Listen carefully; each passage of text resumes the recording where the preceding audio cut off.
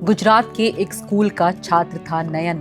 जब वो अपने घर से निकला था तो उसकी माँ ने ये सोचा भी नहीं था कि वो उसे आखिरी बार अपने नयनों से देख रही है।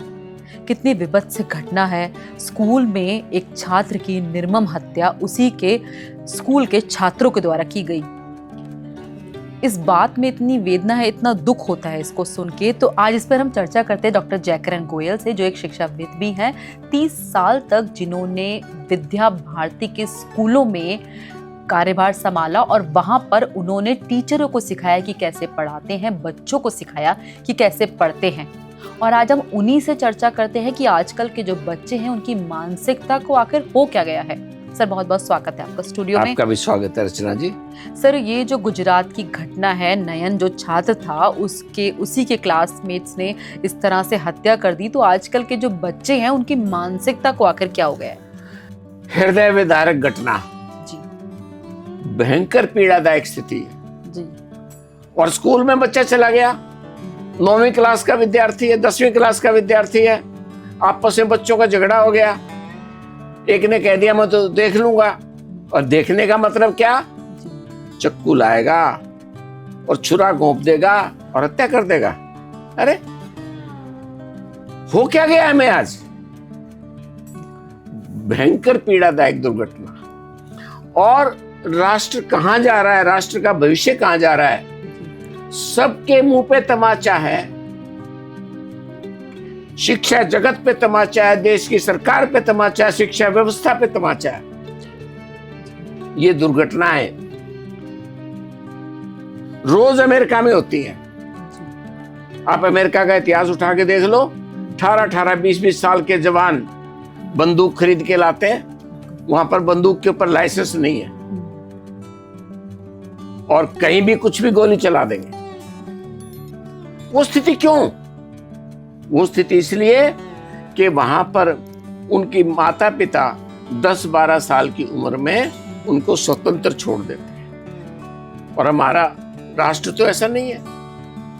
मेरे राष्ट्र की माएं तो, मेरे राष्ट्र के माता पिता तो जब तक बच्चे की शादी ना हो जाए तब तक उसको स्वतंत्र छोड़ते ही नहीं है। ये वो त्रासदी है। और सबसे बड़ी दिक्कत कहाँ है अर्चना जी? जी, उसको अंडरलाइन कर लो, फिर आप अपनी अगली बात पूछना। हाँ जी, हाँ जी। पढ़ाई लिखाई जी, केवल मात्र सिलेबस पूरा करने के लिए, नौकरी पाने के लिए हो रही है।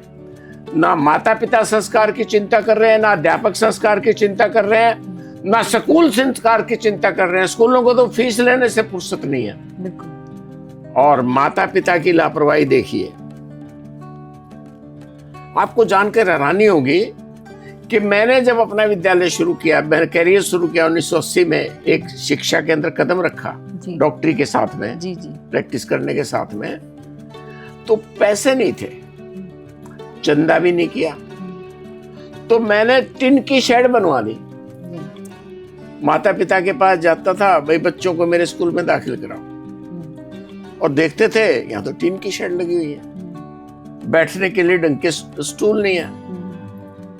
और फिर भी माता पिता ने अपने बच्चों को मेरे हाथों में सौंपा। 10 में से 5 ने तो जरूर सौंपा, क्योंकि उनको विश्वास ये था कि डॉक्टर जयकरण हमारे से बच्चे मांगने के लिए आए। और पहले 10 साल उन टिन शेड के छोटे छोटे शेड में 12 बाई 10 के करीब की एक कमरा रहा होगा, मतलब एक क्लासरूम, जिसमें मुश्किल से 15-20 बच्चे बैठ पाते थे। और उनमें शिक्षा ली। जब मैंने सीबीएसई की एफिलिएशन ली 1990 में, तो स्कूल के उन्हीं कमरों में ली। और सीबीएसई की जब इंस्पेक्शन हुई तो जो यहाँ के वो गए इंस्पेक्शन करने के लिए, हेड कह लगे यार ये एक स्कूल है, मजाक उड़ा। काफी देर तक मैं उनकी बात सुनी, फिर मैंने उनको अपना व्यू समझाया। मैंने कहा आपको पता है छोटे कमरे क्यों हैं? ये बताओ। मैंने कहा सारी प्राइमरी की क्लास है अभी, और प्राइमरी की क्लास में मैंने एक टीचर को 15 बच्चे देने हैं। अगर ये कमरे बड़े हो जाएंगे तो मेरे मन में लोभ आ जाएगा, 25 बच्चे बिठा लो, 30 बच्चे बिठा लो। अब जगह ही 15 बच्चों के बैठने की है, 20 बच्चों के बैठने की है, तो कम से कम मेरे मन में लोभ नहीं आएगा। और छोटे से शेड के अंदर 15 बच्चे बैठेंगे टीचर भी और ध्यान मैं दे उनको पाएंगे। पढ़ाऊंगा और टीचर का ध्यान उसके ऊपर बटेगा। बटेगा। मुझे आज भी वो प्रसन्नता उस ऑफिसर की, 1990 की घटना है जी जी कि उसने मेरे इस लॉजिक को स्वीकार किया और मेरे स्कूल को मान्यता देके गया, दी 1 साल के लिए टेम्परेरी। जी जी कह लगे नहीं थोड़े से अपने सुधार करो। और आज क्या है अर्चना जी, जी आज पेरेंट जब तक स्कूल के अंदर एसी नहीं लगा होगा, स्कूल की बहुत बड़ी बिल्डिंग नहीं होगी, बिल्कुल। स्कूल के अंदर जब तक सुविधाएं नहीं होंगी, क्या मजाल कोई बच्चे को दाखिल करा दे। इवन वो स्कूल वैन और बस में भी एसी चाहिए उनको। हाँ जी, तो बच्चे को रफ एंड टफ तो फिर वो बिल्कुल बना ही नहीं सकते इस तरह तो से। बच्चा क्या सीखेगा। बिल्कुल जी मैं जितना आज मजबूत हूँ वैचारिक दृष्टि से, जी मेरा सौभाग्य है। आपको एक खास बात बताने जा रहा हूं। जी हम अपने पैरों पर खड़े हो गए 10वीं क्लास तक। पिताजी ने कभी ये नहीं पूछा तूने किताबें खरीदी कि नहीं खरीदी। पैदल स्कूल जाते थे, पैदल स्कूल से आते थे। जी कभी लगभग मेरे घर से 1-1.5 किलोमीटर स्कूल रहा होगा, जी कोई परेशानी नहीं। मेरे गांव के 10-10 किलोमीटर से लोग चल करके आते थे, 5-5 किलोमीटर से बच्चे पैदल चल के आते थे, पढ़ाई करने के लिए आते थे। मन में एक बात होती थी कि मैं शिक्षा प्राप्त करने जा रहा हूँ, और टीचर उनको अपनी संतान समझ करके पढ़ाता था, तन्मयता के साथ पढ़ाता था। जी तो पढ़ाई होती थी, और पढ़ाई नौकरी पाने के लिए नहीं होती थी, मेरे मस्तिष्क का विकास करने के लिए, मुझे ज्ञानवान बनाने के लिए पढ़ाई होती थी। आज की पढ़ाई बच्चे को ज्ञानवान नहीं बनाती। ज्ञानवान बनाने के लिए तो 24 घंटे सोशल मीडिया में घुसा रहता है, मोबाइल में घुसा रहता है, रीलें देखता रहता है। शिक्षा एक व्यवसाय हो गई है, कहीं ना कहीं करके बिजनेस हो गया शिक्षा तो। 100% जी। और इसमें भयंकर लूट है। जितने स्कूल हैं, मेरी भी जो एजुकेशन सोसाइटी बनी थी, वो इनकम टैक्स के अंदर उसकी रिटर्न फाइल होती है, और कहीं भी उसमें हम 5 पैसे का भी प्रॉफिट नहीं दिखा सकते। एक्ट, सोसाइटी एक्ट भी अलाउ नहीं करता, और कोई ट्रस्ट अगर स्कूल चला रहा है वो भी अलाउ नहीं करता। जी। लेकिन अर्चना जी, क्या कोई स्कूल में, आज दिल्ली से बोल रहा हूँ, ये पॉडकास्ट दिल्ली से है, घटना अहमदाबाद की है, क्या कोई दिल्ली का स्कूल कह सकता है कि जो बड़ी बड़ी फीस लेते हैं उनमें से प्रॉफिट नहीं निकलता? बिल्कुल सर, आपने ये बात बोली, कोई नहीं कह सकता। निकलता है, बिल्कुल, डेफिनेटली। ठीक है ना? बहुत चार्ज। अच्छा, मुझे एक बात बताओ जी, अगर वो प्रॉफिट बुक्स में नहीं आया जी, कहाँ गया प्रॉफिट? स्कूल के पास ही रहा वो प्रॉफिट, स्कूल की मैनेजमेंट के पास रहा, नंबर 2 में रहा। बिल्कुल, उसका इनकम टैक्स नहीं दिया जाता। और सरकार को पता है जी, जितनी प्राइवेट एजुकेशन के इंस्टीट्यूशन है बड़े बड़े देश के अंदर, जी जी, चाहे वो स्कूल हैं, चाहे वो कॉलेजेस हैं, चाहे वो इंस्टीट्यूशन हैं, चाहे वो मेडिकल कॉलेज हैं, सब नंबर 2 की कमाई के भ्रष्टाचार के अड्डे हैं आज की तारीख में। बिल्कुल। बच्चा क्या करेगा? बच्चे तो फिर यही करेंगे, स्कूल को तो चक्कू लेके आएंगे, फिर वो विद्या का मंदिर कहा जाता है। भयंकर त्रासदी है इस राष्ट्र की, भयंकर त्रासदी है। और सर, बच्चों के अंदर जो एक मासूमियत पहले देखने को मिलती थी, एक लड़कपन, भोलापन, वो तो कहीं ना कहीं अब पूरा विलुप्त हो गया है बच्चों के अंदर। विलुप्त? मम्मी नहीं, माँ नहीं संभाल रही, उनकी जननी नहीं संभाल रही जी। अमेरिका के लोग जो 10-12 साल के बच्चे को खुला छोड़ देते हैं जी, हम उनसे 2 कदम आगे। इसका नयन का तो मुझे नहीं पता जी, लेकिन आज मैंने 2-2, 1-1, 3-3 साल के बच्चों के हाथ में मोबाइल देखा है। मम्मियां उनको रोने से रोकने के लिए और काम न छोड़ना पड़े, मोबाइल पकड़ाते रहो, इधर उधर की बातें देखता रहता है। वीडियो गेम्स के अंदर हिंसा ही आएगी। उसके अंदर वो नकली बंदूक चलाना सिखाते हैं, गोलियां चलाना सिखाते हैं, जी, बच्चे सीखते हैं। क्या करेगा वो जी? कोई सोशल मीडिया गेम भारतीय विचार से नहीं बना, सनातन विचार से नहीं बना। ये राष्ट्र अनादि सनातन राष्ट्र है, इसके अंदर गुरुकुल व्यवस्था थी, उसके अंदर राजा और रंग की पढ़ाई होती थी। आज जरा इन स्कूलों में कोई दाखिल तो करके दिखा दे, गरीब घर का बच्चा। शिक्षा तो सर पैसे में बढ़ गई, क्योंकि जिसके पास अगर कहते हैं कि धन है वही शिक्षा को प्राप्त कर सकता है। और सरकार को ये पता है जी कि जितनी एजुकेशन हो रही है देश में, चाहे कितने किसी स्तर की हो रही है, जो प्राइवेट एजुकेशन है, जी सब में भयंकर भ्रष्टाचार है।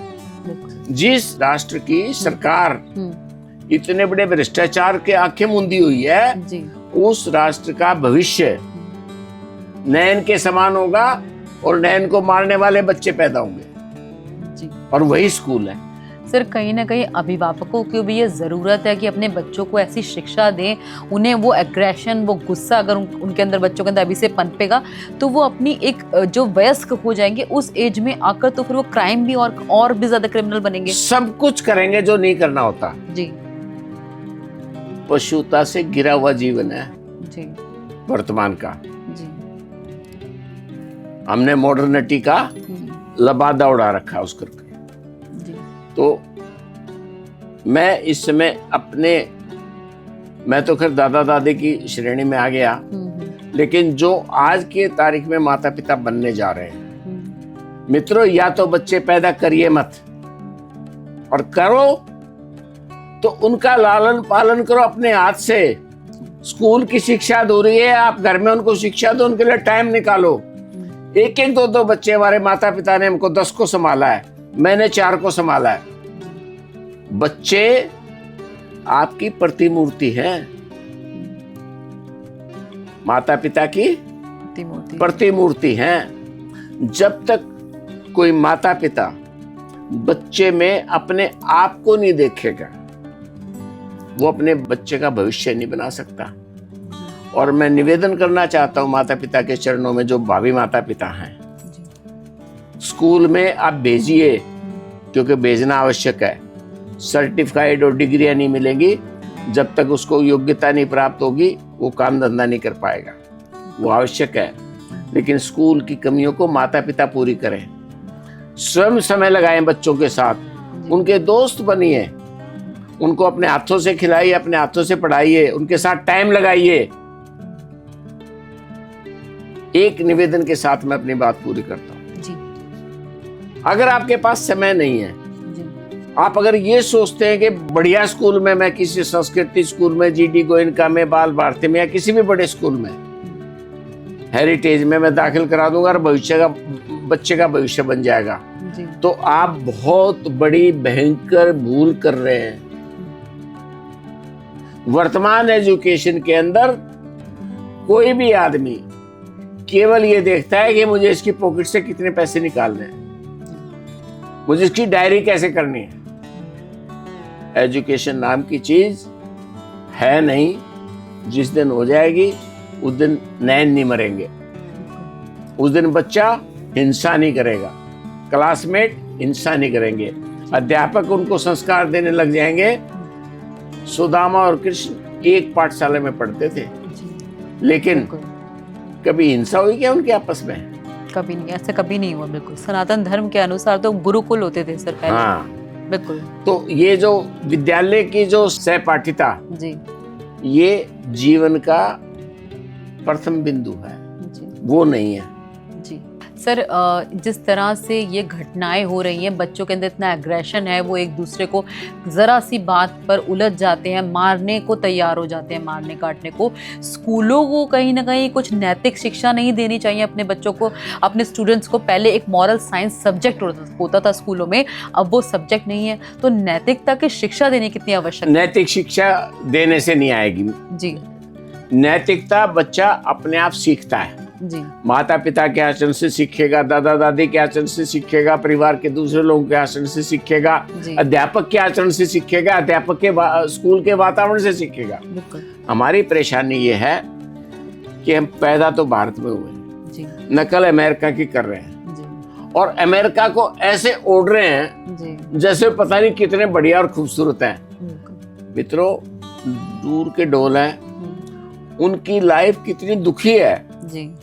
अगर आप में हिम्मत है, आप जाके देखिए उनको अंदर से कितने खोखले हैं। ये जो अंधा अनुकरण है ना मॉडर्निटी के नाम पर, मॉडर्न भाई, और मैंने तो कुछ माँ बाप ऐसे भी देखे हैं कि जितना जल्दी हो उसके अमेरिका के स्कूल में दाखिल करवा देते हैं। मतलब भारत को स्कूल ही अच्छे लगते हैं उनके जी। तो व्यवस्था सुधरेगी, समय बदलेगा जी। और नरसंहार ना हो और नयन ना मरे, जी कोई और बच्चा खूनी ना बने, ये भगवान से प्रार्थना कर सकता हूँ। प्रार्थना के अलावा मेरे पास कोई दूसरा रास्ता नहीं है। जी लेकिन दुख की सीमा नहीं है। बिल्कुल। सर कहीं ना कहीं जो माएँ होती है, कहते हैं बच्चे की पहली गुरु तो उसकी माँ होती है, तो कोई आप ऐसा संदेश देना चाहते हैं वो माताएं जो आज हमें देख रही हैं और हमें सुन रही हैं वॉइस एंड विजन के माध्यम से, कि अपने बच्चों को वो ऐसी क्या शिक्षा दें कि बच्चे इस तरह से जो इतनी विभत्स घटना को अंजाम ना दें? इससे बड़ी त्रासदी नहीं हो सकती जी जो ये है। बिल्कुल इसके दो पक्ष हैं। जी एक पक्ष है कि बच्चे कहाँ जा रहे हैं। इसका मतलब क्या कि बच्चों को हम किस प्रकार के संस्कार दे रहे हैं, जी और उस संस्कार देने में बच्चे की पहली गुरु उसकी माँ है और दूसरे पिता। जी मतलब बच्चे के भविष्य के निर्माण में जितना माँ का योगदान है, उसके बाद पिता का दूसरे नंबर का योगदान है। और सबसे महत्वपूर्ण क्या है इसमें अर्चना जी, मेरे स्वयं के 4 बच्चे हैं। मैं अपने माता पिता की 10 संतानों में से एक हूं,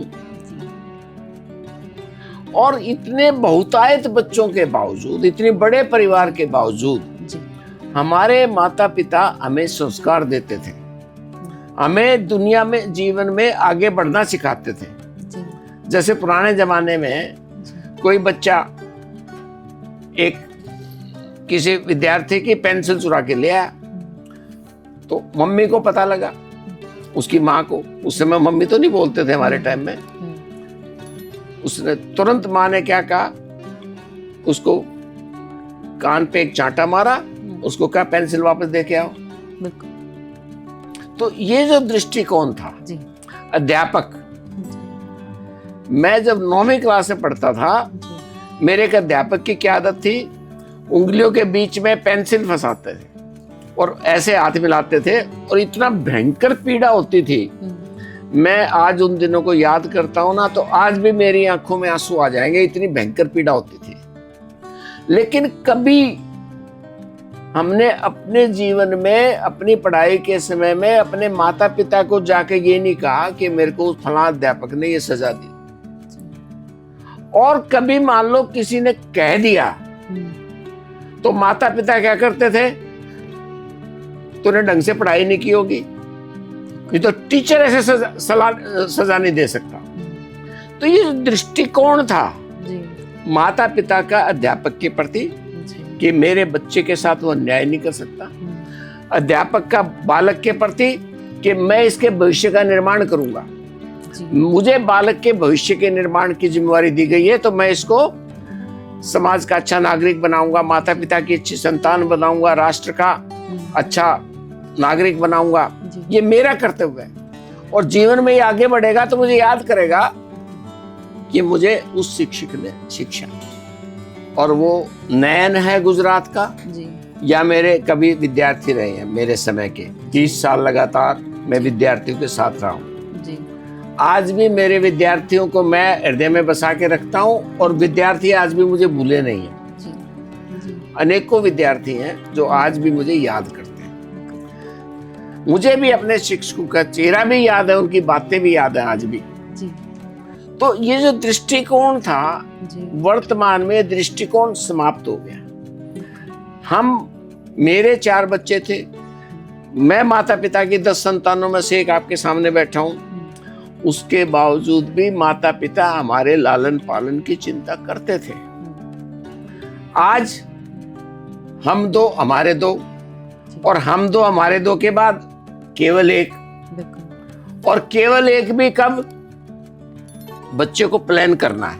अभी हम इस पोजीशन में नहीं है कि बालक को पाले, इसलिए भी बच्चा नहीं चाहिए।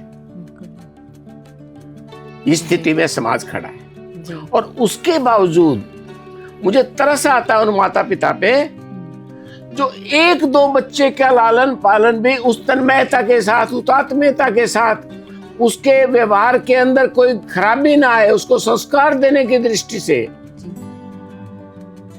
उसकी गुरु बन करके कोई माँ बच्चे का ठीक से लालन पालन नहीं कर पा रही। दुनिया की कोई भाषा जी भारत जितनी संस्कृत भाषा के समृद्ध नहीं है। आप संस्कृत तो आप जानते नहीं, तो आप हिंदी पे आ जाइए। हिंदी भाषा नहीं है तो जिस प्रांत के, अब जैसे ये गुजरात का हिस्सा, आप गुजराती आइए, बच्चे की जो पहले शब्द हैं वो मातृभाषा में उसको सिखाइए। ये माता ने मम्मी ने कर लिया, बच्चे की मम्मी ने कर लिया, और उसके मुंह में अंग्रेजी के शब्द नहीं ठूसे। तो मातृभाषा अपने आप में इतनी सक्षम है, वो मातृभाषा का ज्ञान और नॉलेज उस बच्चे का भविष्य बना देगी। मातृभाषा ना छोड़े माता पिता। माँ आज कसम खा ले माए कि मैं अंग्रेजी के शब्द मुंह में नहीं डालूंगी छोटे बच्चे के। उसको सूसी पोटू का एहसास कराना है तो मैं अपनी मातृभाषा में कराऊंगी, गुजराती में कराऊंगी, पंजाबी में कराऊंगी, हिंदी में कराऊंगी। तो ये सारी भाषाएं कहीं न कहीं भारतीय भाषाएं हैं और भारतीय भाषा में संस्कार प्रवाहित है। एक बात मैं कहता हूं, सबके ध्यान में आएगी जो मेरी बात सुन रहे हैं। जिस समाज में मित्रों जिस भाषा का विकास होता है, जो भाषा विकसित होती है, उस भाषा के अंदर समाज की संस्कृति चलती है। सांस्कृतिक प्रवाह उस भाषा में उस समाज का रहता है जी। अब अगर हम इंग्लिश मीडियम में पढ़ेंगे, मुझे अंग्रेजी से प्रेज नहीं है, क्षमा याचना के साथ जी। और मैं उसको डिस्करेज भी नहीं कर रहा हूँ, लेकिन मैं ये आपको बताना चाहता हूँ कि अंग्रेजी भाषा में अंग्रेजी कल्चर का प्रभाव है, क्योंकि वो तो वहीं जन्म हुई है, उसका इंग्लैंड में जन्म हुआ है, अमेरिका में जन्म हुआ है, तो वहां के विचारों को संवाद करेगी उसको। तो जो भाषा जिस समाज में विकसित होती है, वो भाषा उस समाज के कल्चर की संवाहक होती है जी। तो अगर आपको अपने बच्चों का भविष्य बनाना है तो उसकी अपनी मातृभाषा मत छोड़िए, और मातृभाषा के बाद उसको आप दुनिया की जितनी दुनिया में भाषाएं हैं आप सब में उसको पढ़ाइए, लिखाइए, कुछ कीजिए। बच्चे का मस्तिष्क 70 से 80% शिशु से बाल्यकाल तक पूरा विकसित हो जाता है।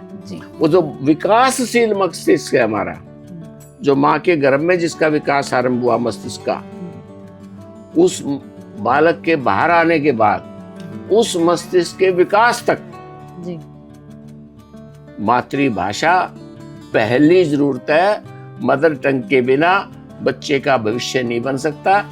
ये नैनों के मरने को रोकने के लिए मातृभाषा को दोबारा अपने जीवन में लाइए, ये निवेदन मैं आज करना चाहता हूँ। सर, बहुत सुंदर संदेश आपने दिया, और फिर से ज़रूरत है हमें अपनी मातृभाषा की ओर लौटने की, अपनी संस्कृति और सनातन धर्म का अनुसरण करने की। जिस तरह से ये हमारे देश के जो भविष्य हैं, ये बच्चे इस तरह से ये अपने माता पिता को भी देखे दुखी करके संसार से चले गए, ये घटना दोबारा ना घटे, हम यही उम्मीद करते हैं। और आज बहुत सुंदर चर्चा रही और हम उम्मीद करते हैं कि आपने कुछ न कुछ ज़रूर सीखा होगा आज के इस बेहद खास एपिसोड से। धन्यवाद। आपका भी धन्यवाद अर्चना जी।